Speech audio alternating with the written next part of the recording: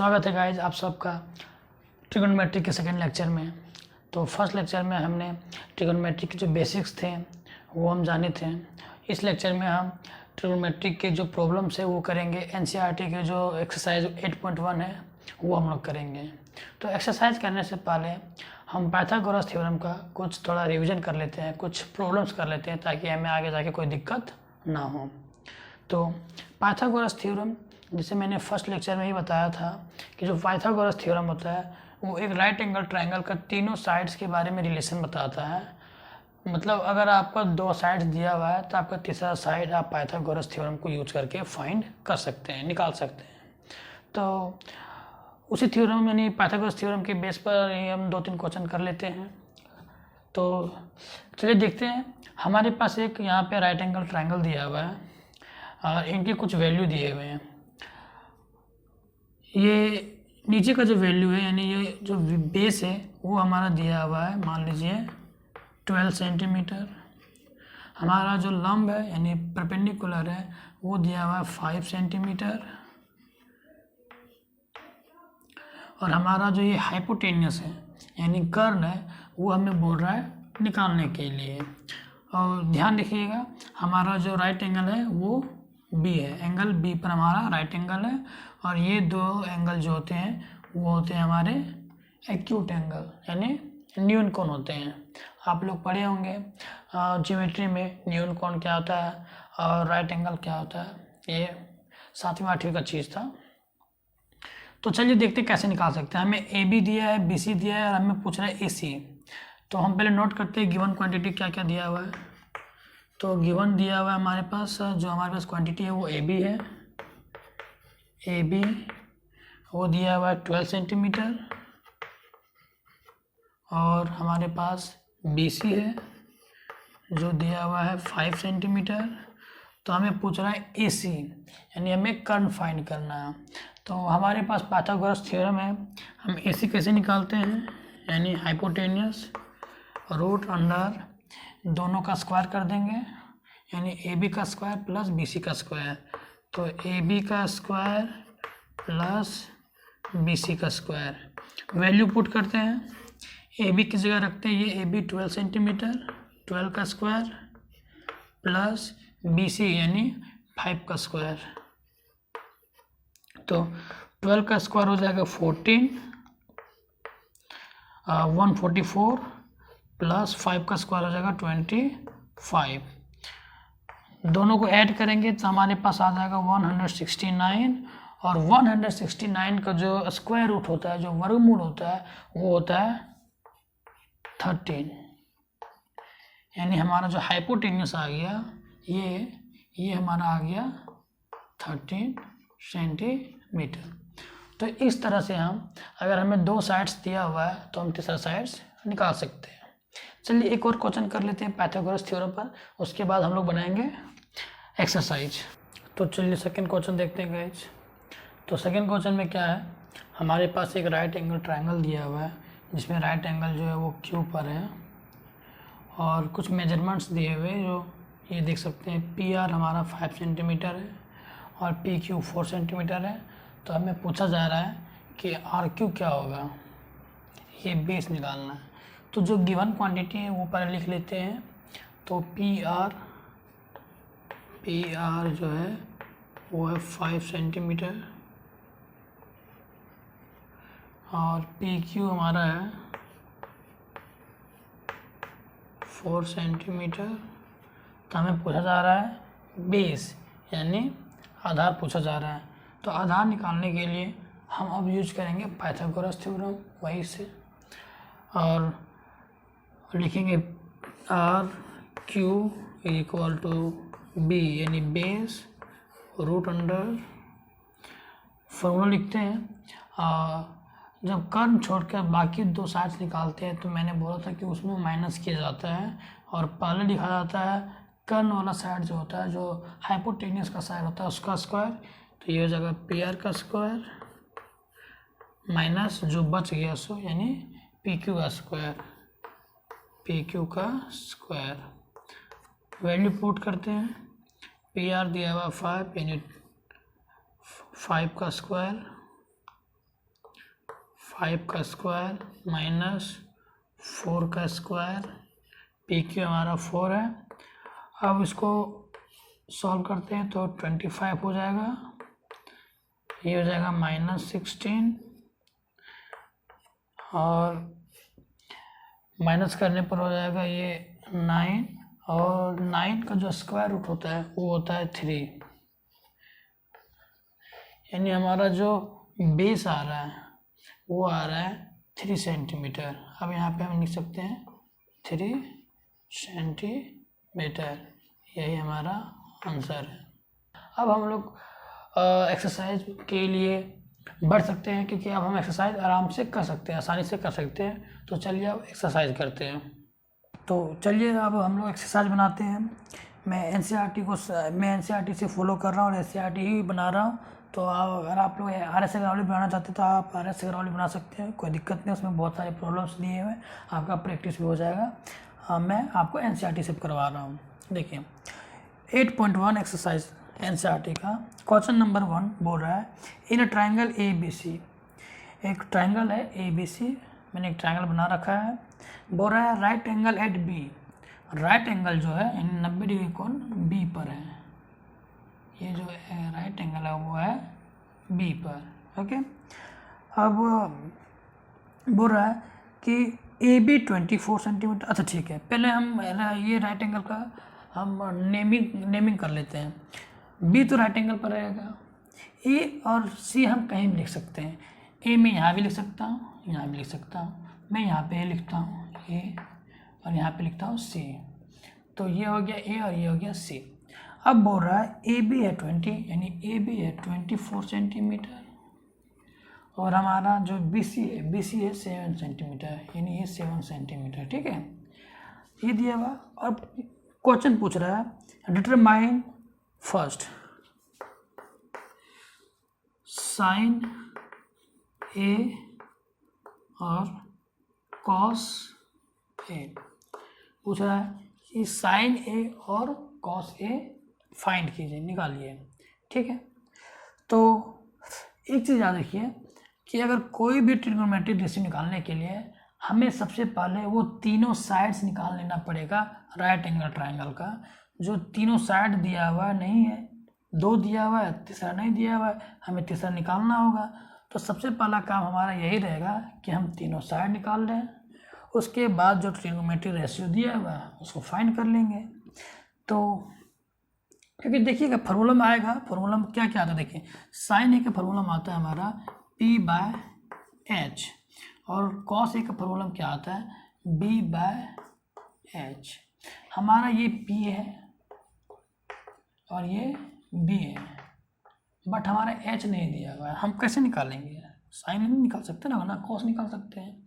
तो सबसे पहले हमें H निकालना होगा, यानी ये हाइपोटेन्यूस यानी ये कर्व निकालना होगा। तो हम पाइथागोरस थ्योरम का यूज़ करते हैं और पहले हम H निकालते हैं, यानी AC निकालते हैं।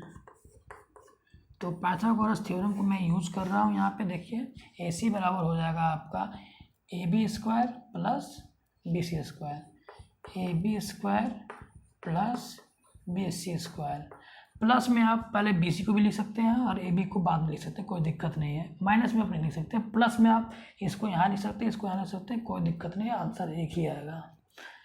तो अब वैल्यू को पुट करते हैं। देखिए AB क्या दिया हुआ है, AB हमारा दिया हुआ है 24 सेंटीमीटर, यानी 24 का स्क्वायर। ओके, प्लस BC का स्क्वायर यानी 7 का स्क्वायर। चलिए सॉल्व करते हैं। मुझे 24 का स्क्वायर याद नहीं है तो मैं इसको कर लेता हूँ साइड में। 24 इंटू 24 हो जाएगा कितना, 4 4 16 का 6, 1 4 2 8 9, 2 4 8, 2 2 4 6, 8 9 17, 8 9 17 हो गया 5, यानी 576, 576 ये हो गया। और 7 का हमें याद है 49। देखिए आपको मैथ्स पढ़ने के लिए आपको जो वर्ग होता है और वर्गमूल ये आपको जानना ज़रूरी है, क्योंकि बहुत ज़्यादा यूज होता है। ये सब बेसिक चीज़ें जो आप 7वीं 8वीं में 6ठी में पढ़ते हैं वो चीज़ें। तो आपको 1 से लेकर 20 तक यानी 1 से लेकर 20 तक का आपका वर्ग और वर्गमूल दोनों याद होना चाहिए, तभी आप शॉर्ट में कर सकते हैं, वरना आप सिर्फ मल्टीप्लाई करते रहिएगा हर बार। तो यहाँ पे मुझे नहीं मालूम था 24 का, तब मैंने निकाल लिया, लेकिन मुझे 7 का मालूम है इसलिए मैंने लिखा 49। अब मैं इसको जोड़ता हूँ तो जोड़ने पर ये आता है 625, ठीक है। अब मुझे मालूम है 625 का जो वर्गमूल होता है यानी स्क्वायर रूट होता है वो होता है 25 सेंटीमीटर आ गया, यानी हमारा एच कितना आ गया 25 सेंटीमीटर आ गया, ठीक है। अच्छा, अब ये आ गया, अब मैं निकाल सकता हूँ ये, क्योंकि हमारा पी बी एच तीनों आ गया। अब मैं वैल्यू निकाल सकता हूँ, तो देखिए कैसे मैं इसको अब रब करता हूँ, इसकी कोई ज़रूरत नहीं है अब, क्योंकि मैंने वैल्यू को वहाँ पे लिख लिया पहले से। तो पहले मैं साइन ए निकालता हूँ। साइन ए का फॉर्मूला क्या होता है, साइन ए का फॉर्मूला होता है पी बाय एच, यानी परपेंडिकुलर हमारा 7 है और एच हमारा 25 है। पहला आंसर हो गया ये है। दूसरा कॉस ए बोल रहा है, कॉस ए मतलब कॉस ए का फॉर्मूला क्या होता है याद कीजिए फर्स्ट लेक्चर में, बी बाय एच यानी बी हमारा 24 और एच यानी 25, ये आ गया सेंटीमीटर। देखिए जो फर्स्ट लेक्चर नहीं देखे हैं वो पहले फर्स्ट लेक्चर को देख लीजिए, क्योंकि उसमें मैंने बेसिक्स बताया था, ये रेशियोज कैसे निकलते हैं, पी क्या है, बी क्या है, एच क्या है, मैंने फर्स्ट लेक्चर में सब कुछ बताया है। तभी आप ये लेक्चर को देखिए, तभी आपको समझ में आएगा, वरना नहीं समझ में आएगा। तो इस तरह से साइन है और कॉस है मैंने निकाल लिया, ठीक है। अब आंसर भी सेम है, आप मिला लीजिए। मैंने तो नहीं मिलाया है, आप मिला लीजिएगा, गलती होगा तो आप बताइएगा कहीं से, मैं फिर भी मिला लेता हूँ एक बार बुक से।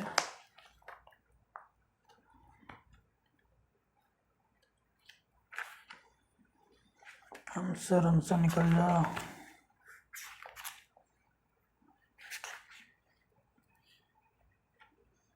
साइन है 7/25, पो से हाँ करेक्ट आंसर निकला है, ठीक है। ओके, तो ये पहला क्वेश्चन हो गया। अब इसी में फर्स्ट में ही दूसरा क्वेश्चन बोला है, देखिए क्या बोला है। इसी में दूसरा क्वेश्चन बोला है निकालने के लिए, सेकंड क्वेश्चन क्या बोला है, साइन ए और साइन सी और कॉस सी बोला है ना। मैं बुक रख दिया था मैंने, तो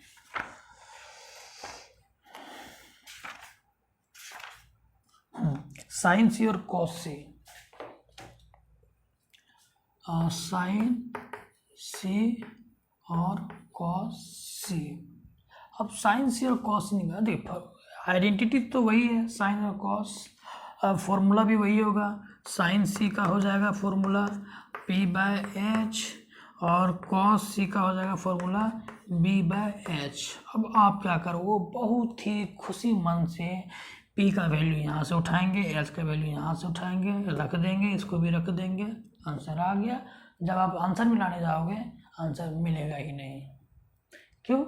इसमें एक ट्रिक है, टेक्निक लॉजिक है, वो लॉजिक देखिए क्या है। तो मैंने बताया था फर्स्ट लेक्चर में, जब मैं राइट एंगल ट्रायंगल के बारे में बता रहा था, कि राइट एंगल ट्रायंगल में जो एक एंगल जो होता है वो 90 का होता है, और ये जो होता है 90 से कम होते हैं, यानी ये 90 डिग्री से कम वाले होते हैं। तो मैं वहाँ पे एक चीज़ बताना भूल गया था, मैं अभी बताता हूँ। ये जो 90 डिग्री से कम है इसको बोलते हैं न्यून कोण, यानी एक्यूट एंगल इसको बोलते हैं।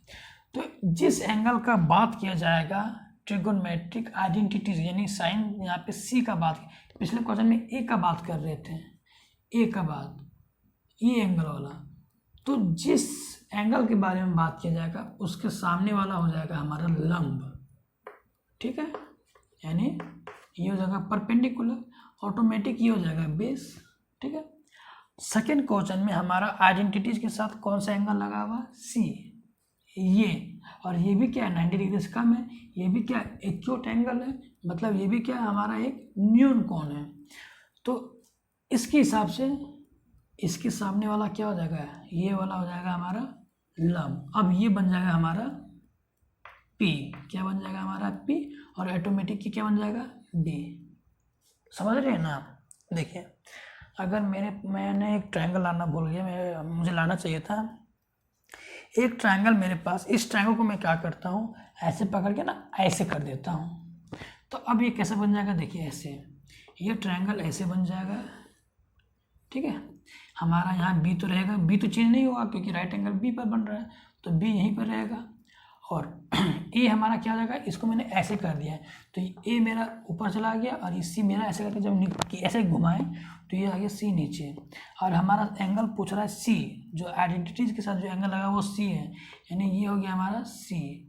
तो इसके सामने वाला देखिए, जिसका एंगल पूछता है आपको, उसका सामने वाला जो साइड होता है वो आपका आता है पी, यानी परपेंडिकुलर यानी लंब, और नीचे वाला ऑटोमेटिक क्या आता है आपका बेस आधार, और ये हाइपोटेन्यूस तो वही रहेगा, वो तो चेंज होगा नहीं। ये वाला हमेशा 90 डिग्री के सामने वाला हमेशा हाइपोटेन्यूस ही रहेगा, सिर्फ आपका ये दोनों चेंज होगा एंगल के अकॉर्डिंग।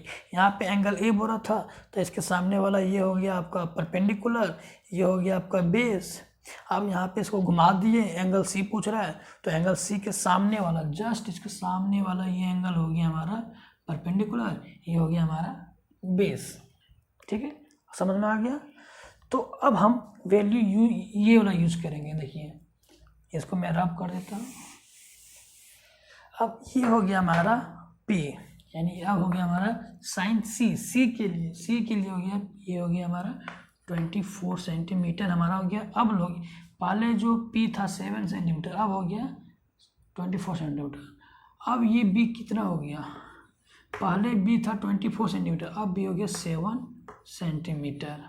बस अब रख दीजिए साइन C बराबर P/H, तो P हमारा हो गया ये 24 अपॉन हाइपोटेन्यूस तो वही रहेगा सेंटीमीटर। इसी तरह cos C मतलब ये हो गया हमारा, ये P हो गया B/H यानी B 7 और H वही 25, ये हमारा हो गया आंसर। ठीक है, इस तरह से आप बनाइए। कोई दिक्कत है तो आप कमेंट में पूछ सकते हैं मुझे, ऐसे बनता है। बस आपको यहाँ पे ध्यान देना कि जो आइडेंटिटी है उसके साथ कौन सा एंगल लगा हुआ कौन सा एंगल पूछ रहा है।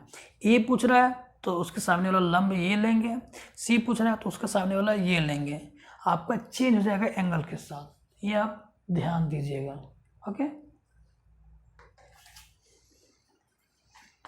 तो अब हम लोग सेकेंड क्वेश्चन करते हैं। ठीक है, तो क्वेश्चन नंबर दूसरा देखिए, बोरा इन फिगर 8.13, एक फिगर छपा हुआ है, आपके पास अगर बुक होगा तो देख सकते हैं। एनसीईआरटी में एक फिगर दिया हुआ है, और फिगर ऐसा है, ये एक ऐसा राइट एंगल ट्रायंगल है जिसका क्यू जो है यानी एंगल क्यू 90 डिग्री पर है, पी यहाँ पे दिया हुआ है और आर ऐसा दिया हुआ है। ओके, तो हमें बोल रहा है फाइंड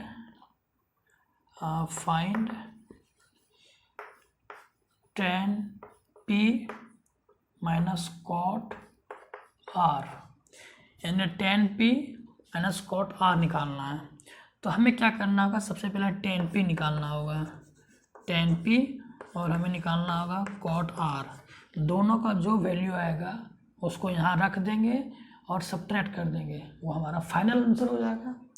ठीक है, हमें पता चल गया आंसर कैसे आएगा। अब हम tan P और cot R निकालें कैसे हैं, क्या मेथड है। अच्छा, वैल्यू कुछ दिया हुआ, वैल्यू लिख लेते हैं। PQ दिया हुआ हमारा 12 सेंटीमीटर और PR दिया हुआ हमारा 13 सेंटीमीटर। ठीक है, हम पहले ये क्या करते हैं, इसको मान लेते हैं P, इसको मान लेते हैं B, इसको मान लेते हैं H। ठीक है, अब वो एंगल के साथ एंगल के अकॉर्डिंग ये चेंज हो जाएगा, जिसे मैंने पिछले क्वेश्चन में बताया था। तो अब देखते हैं, पहले बोल रहा है tan P, यानी बोल रहा है ये एंगल लेकिन tan P, आप एंगल देखिए, आइडेंटिटी के साथ एंगल देखिए, ये P है, यानी ये एंगल पूछ रहा है। तो जब ये एंगल पूछ रहा है तो इसके सामने वाला ये हो जाएगा हमारा P, ये हमारा बन जाएगा P, और ये ऑटोमेटिक बन जाएगा B, और ये H तो रहेगा ही वही। सिर्फ नहीं बोले थे, मैं बोला था यही कि ये P और B चेंज होता रहेगा एंगल के अनुसार, B वही रहेगा, ठीक है। तो P के अनुसार ये हमारा हो गया P और ये हो गया B। अच्छा ठीक है, इसका क्या होता है हमारा फॉर्मूला 10P का जो रेशियो होता है वो होता है P/B, और कॉट R का हम जानते हैं 10 का क्या होता है, रिवर्स होता है, 10 का रिवर्स होता है कॉट, लेकिन यहाँ पे वो रिवर्स रूल नहीं लगा सकते। क्यों? क्योंकि जब अगर कॉट भी रहता है ना तो इसको उल्टा कर देते हैं, लेकिन यहाँ पे बोल रहा है कॉट R, यानी अब हमारे आइडेंटिटी के साथ एंगल क्या लगा हुआ है, R लगा हुआ है, यानी अब इस एंगल की बात हो रही है। अब इसको हम भूल जाएंगे, ठीक है, कॉट R। अब कॉट R के सामने वाला ये हो गया हमारा क्या, ये हमारा हो गया P, और ये हो गया हमारा ऑटोमेटिक B। क्लियर? आप समझ में आ रहा है कुछ थोड़ा मोड़ा कैसे एंगल चेंज करना है? सो जब एंगल P बोलेगा तो इसके सामने वाला हो जाएगा लंब, ये यानी परपेंडिकुलर, और ऑटोमेटिक ये हो जाएगा बेस। जब एंगल R बोलेगा तो इसके सामने वाला ये जो हो जाएगा ये हो जाएगा परपेंडिकुलर, ऑटोमेटिक ये हो जाएगा बेस, और हाइपोटेन्यूस तो वही रहेगा, वो तो चेंज होगा नहीं। अच्छा, तो कोट R का फॉर्मूला क्या बन जाएगा, कोट R, और 10 का होता है P/B, तो कोट का होता है B/P, यानी इसका इनवर्स B/P। तो इसके लिए B क्या हो जाएगा, ये हो जाएगा B और P। देखिए वैल्यू बिठाने से में आप ध्यान दीजिएगा, यहाँ पे हमें एक एडवांटेज मिल रहा है, ठीक है। क्या मिल रहा है? नहीं, देखिए हमारा ये दिया हुआ, ये दिया हुआ, ये नहीं दिया हुआ, लेकिन हमें ये चाहिए, हमें ये नहीं चाहिए। टेन और कोट में कहीं भी H नहीं आता है, हाइपोटेनियस टेन और कोट में कहीं नहीं आता है। इसका मतलब कि हमें ये चाहिए ही नहीं, फालतू में दे रखा है, फालतू में नहीं दे रखा है। इसको निकाले कैसे? अगर ये नहीं देगा तो कैसे निकालेंगे? तो इसको निकालने के लिए दिया। हाँ, ये यहाँ पे यूज नहीं होगा, लेकिन ये इसको निकालने के लिए, ये साइड को निकालने के लिए ये यूज होगा। तो सबसे पहले हमको ये निकालना होगा। तो मान लेते हैं कि हमारे P के लिए हम इसको निकाल लेते हैं QR। तो QR मान लेते हैं क्या इसके लिए ये लंब है, तो कर्व को छोड़कर हम जो भी निकालते हैं उसमें माइनस ही करते हैं, और पहले यही लिखते हैं, उसके बाद छोटा वाला एंगल। ओके, तो QR निकालने के लिए PR हो गया हमारा PR का स्क्वायर प्लस माइनस होता है ना, माइनस PQ का स्क्वायर, PQ का स्क्वायर। ओके, वैल्यू उठाते हैं। PR कितना दिया हुआ, PR दिया हुआ हमारा, ये PR ये 13 का स्क्वायर माइनस PQ 12 का स्क्वायर, 12 का स्क्वायर 13 का स्क्वायर हो जाएगा 169। आप याद कर लीजिएगा 1 से लेकर 20 तक का स्क्वायर और स्क्वायर रूट, माइनस 12 का स्क्वायर 144। ठीक है, अब माइनस करते हैं तो आता है रूट 25, और 25 का स्क्वायर रूट होता है 5 सेंटीमीटर, यानी हमारा ये आ गया 5 सेंटीमीटर। अब हमारा तीनों साइड निकल चुका है, अब हम आराम से निकाल सकते हैं। तो मैं इसको रब कर देता हूँ, क्योंकि यहाँ पे जगह है नहीं, तो मैं इसको ऐसे रब कर दिया। ठीक है, अब देखिए तो 10P जो है यानी P/B। अब एंगल को ध्यान देना है, P बोल रहा है, तो P के लिए ये हो जाएगा हमारा क्या, P, और ये हम कितना निकाल चुके हैं 5 सेंटीमीटर। तो हमारा हो गया 5 ये, और B, P के लिए ये हो गया B, P के लिए ये हो गया P, यानी हमारा जो लंब और ये आधार हो गया, तो ये हो गया हमारा 12 यानी 12 सेंटीमीटर 12। कोट R, तो आर के लिए ये हमारा हो गया पी, यानी ये वाला पी हो गया 12 सेंटीमीटर, 12 डिवाइडेड बाय, और आर के लिए इस एंगल के लिए ये हो गया हमारा आधार यानी बी, और इस बी के लिए क्या हो गया 5। ठीक है, अब हमारा वैल्यू आ चुका है 5/12 एंड 12/5। अब हम क्या करते हैं, अब हम इसको सब्ट्रैक्ट करते हैं, वैल्यू उठाते हैं। देखिए सॉल्यूशन अब करते हैं, हमारा वैल्यू निकाल लेते हैं हम लोग। 10p डिवाइड नहीं माइनस है कॉट r, कैसे होगा 10p, तो 10p हमने निकाला था कितना 5 कितना था 12 था, माइनस कॉट r क्या था b/p ना, कितना मैं लिखना ही भूल गया, मुझे लिख लेना चाहिए था, कॉट r b/p, हाँ कॉट r b/p, तो कॉट के लिए b ये हो जाएगा और p ये हो जाएगा, कॉट के लिए b। 10 का फॉर्मूला क्या होता है p/b, तो कॉट का होता है b/p, यानी p 5/12, तो तो ये हमारा हाँ कॉट आर के लिए मैं फॉर्मूला ही लिख देता हूँ सबसे अच्छा, मुझे लिख लेना चाहिए था साइड में। 10 का होता है 10p का होता है p/b माइनस b/p। ओके, ये फॉर्मूला है दोनों का। ओके, वैल्यू उठाते हैं 10p के लिए मैंने एक वैल्यू नहीं लिखा, देखिए कितना गलती हो गया, मैं कंफ्यूज हो जा रहा हूँ खुद कहाँ पे क्या आएगा सो। तो आप केयरफुली ध्यान दीजिएगा जब दोनों एंगल इस तरह चेंज करने वाला रहेगा। तो 10p ये था हमारा p यानी 5, और ये हमारा था b यानी 12, माइनस हमारा अब कॉट r वाला b/p है, तो कॉट r के लिए b ये रहेगा 5 और p रहेगा हमारा ये 12, दोनों को माइनस करेंगे सेम है तो 0, आंसर ये आएगा। चेक कर लेते हैं 0 आंसर आ रहा है नहीं आ रहा है।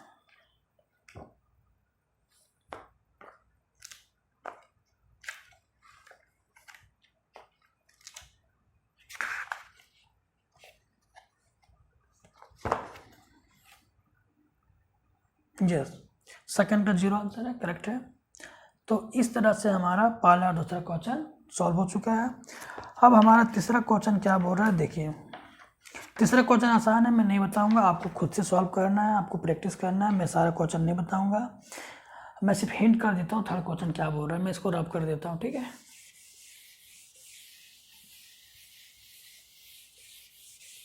देखिए थर्ड क्वेश्चन बोल रहा है कि if sine A is equal to 3/4, हमारा थर्ड क्वेश्चन जो है वो दिया हुआ है if sine A is equal to दिया हुआ है 3/4,